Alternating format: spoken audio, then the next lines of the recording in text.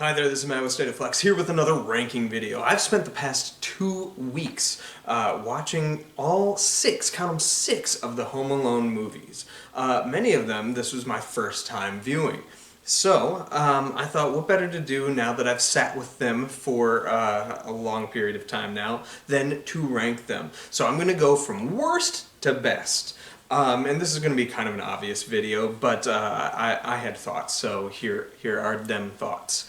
In sixth place, the worst Home Alone movie ever made without question is Home Alone 4, or Home Alone Taking Back the House. This movie is garbage. It might be the worst thing that has ever happened to me cinematically. Like, there might be movies that I've seen that are less technically well made, your Troll 2s or something like that, your Rooms, or there are movies that are so offensive that bleed the line of like what's acceptable, i.e. your Human Centipedes. But Home Alone 4 is an assault on the senses of anybody who has ever watched a movie or a Home Alone movie. Like, first of all, half the kids are missing. Like, it's just brought back down to Kevin, Buzz, and a random sister. His other sister and brother are completely absent, which proving once more that these parents cannot retain their children.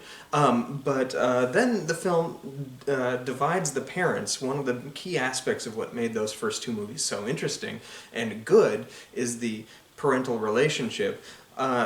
Focusing mostly on the father, not the mother this time around, and then having the father get into another relationship with another woman, and that's the whole basis of this plot. Kevin is brought to this house, and it is so awful. I cannot express to you how awful it is. I challenge you to make it all the way through this movie without like doing any kind of physical harm to yourself. It is a challenge, honestly. So in last place is Home Alone 4, Taking Back the House. In my number 5 place, I'm going with Home Alone 3, the last theatrical Home Alone outing.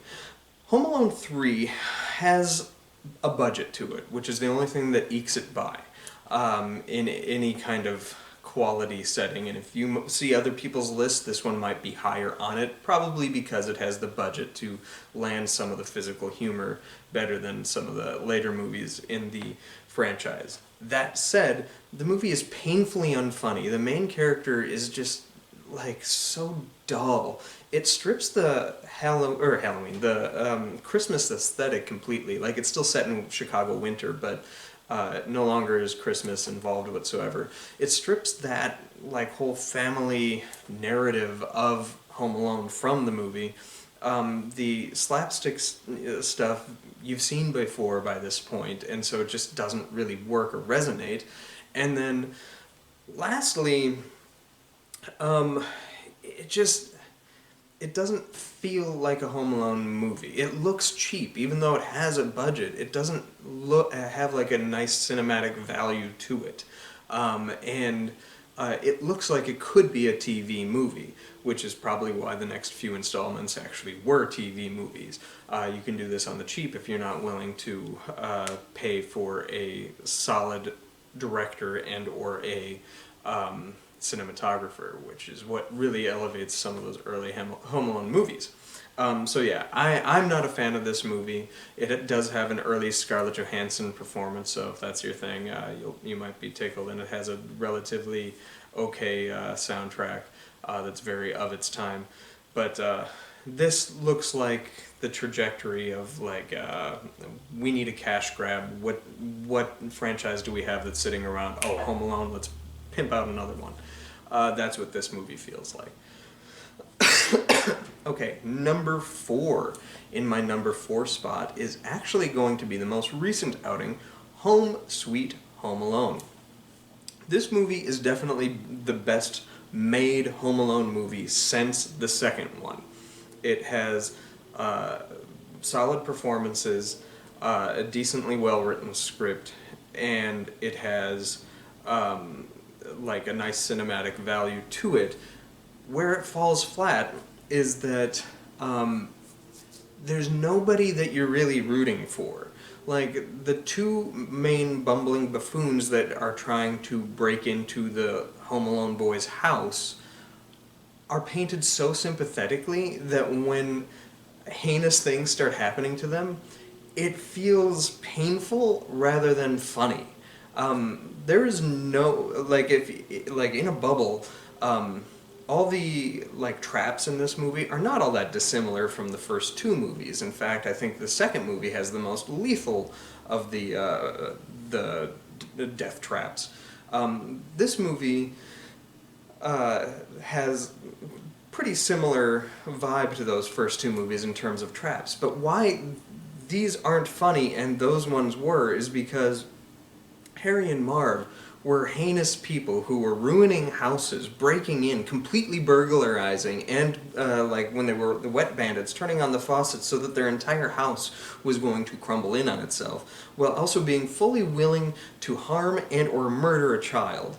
Like they're holding a gun to him in the second one. So these are heinous people, so when you see them get their comeuppance, it feels funny and validating and stuff like that. Here, the two people have a completely honest reason why they're trying to break into that house. And that's the key difference with this, is that they're not really the bad guys. The kid is in a lot of ways painted as the bad guy, but then it's just a complete misunderstanding. However, if like the people breaking into the house had just called the cops and been like, hey, I think this kid stole our property, the whole thing would have been a wash. This also has a connective tissue to that first Home Alone movie with Buzz actually playing a role in this film. And we get updates on Kevin and stuff like that. But anyway, it's a movie that almost works, but just doesn't quite. I like the performers and whatnot, but it's like it comes off downright mean-spirited because everybody is painted sympathetic, so you don't want to see the boy harm them, and you don't want them to like snap and try to get the boy. Like it's kind of a messed up situation. Anyway, moving on to my number 3 spot, which is Home Alone Holiday Heist, the last of the made-for-TV exclusive films. The only problem with this movie is it has a disastrously low budget. Like, I think the performers are all good. In fact, there's a gamer kid, he's like my age, 37 or something like that, the main character is talking to remotely. That's actually really quite good and kind of a poignant little performance. This one, I think, tethers itself most closely to those first two Home Alone movies in the sense that you have the house, the kid wanting to defend the house, this soft horror elements that are completely absent in the movies I previously described. I like that this movie has like a kind of ghostly quality. It's supposed to be a haunted house, and so when the people are trying to go in and burglarize this house to get this lost Edvard Munch painting, when the kid who they don't think is home starts attacking them, they think it's a ghost, and like that makes for its own set of funny. However, the traps are pretty much non-existent. They're really base level. This movie was really working on the cheap, but I think it's strongest of the screenplays outside of those first two movies. Like, if this had been Home Alone 3 and they had the budget of the actual Home Alone 3, I think this movie would have been kind of okay. Or decently well received.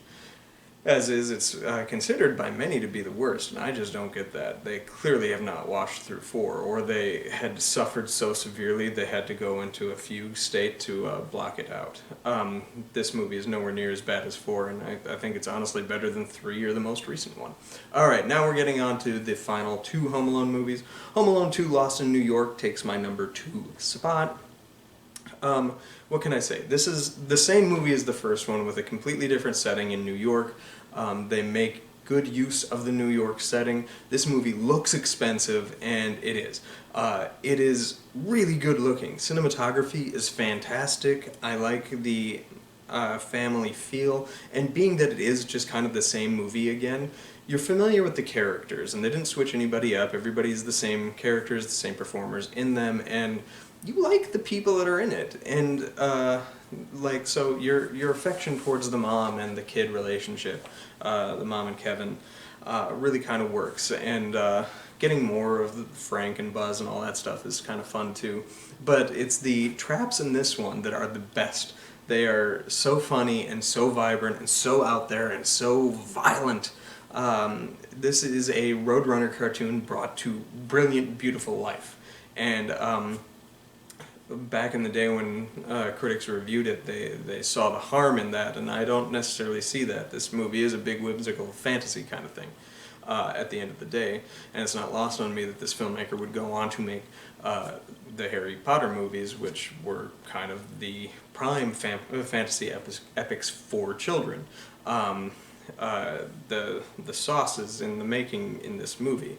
But I digress. Home Alone 2, I think, is better looking than the first one, has better traps than the first one, has some like soft sentiment that I really like with the bird woman.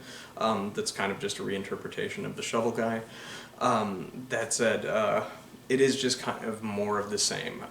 So that's the only reason it's not the #1 movie, which is Home Alone. The first movie is easily the best one. I saw this one in theaters back when it first came out. It's one of the first 5 movies that I did see. And I distinctly remember being in the theater and watching that, mostly because I was traumatized by the spider in it. But what blows me away is how Christopher Columbus seemed to have captured perfectly the visual quality of Christmas. And I don't think that's nostalgia or my nostalgic feelings towards this. I think this movie is a timeless movie because they visually represent Christmas everywhere, right down to the wallpaper on the back of the house that isn't Christmas themed, but it just captures the color. Every frame is brimming with Christmas feel, and I like that it has like the soft horror tones that you often get with Christmas stories. There's a reason Christmas Carol has soft horror tones. The shovel guy, who's so menacing and so scary throughout most of the movie, turns out to not be, and he is ultimately the guy's friend or savior. The performances, especially of Macaulay Culkin and his mother, Catherine O'Hara, are just phenomenal. They are what make this movie, as well as Joe Pesci and Daniel Stern as Marv and Harry. They are fantastic as well, and they're such vile bad guys that you want to see them just get creamed and pummeled. But I would be remiss if I didn't talk about why this film is as good as it is. Yes, Christopher Columbus directed this comedy well, and he knows how to handle comedy and children. Yes, it is beautifully shot. The cinematography, both in this and the second one, is fantastic. But it's the score by John Williams that makes these movies. His score is pure magic, and one of, I think, his 5 best scores that he's ever done. And that is what really makes Home Alone the best. So, Home Alone is my favorite, again, in reverse order. The worst is Home Alone 4, then we have Home Alone 3 in the 5th place, in 4th place Home Sweet Home Alone, in 3rd place Holiday Heist, in 2nd place Lost in New York, and the best of the bunch is Home Alone. Let me know in the comments down below what your ranking is on these Home Alone movies. Thanks for watching, like, and subscribe.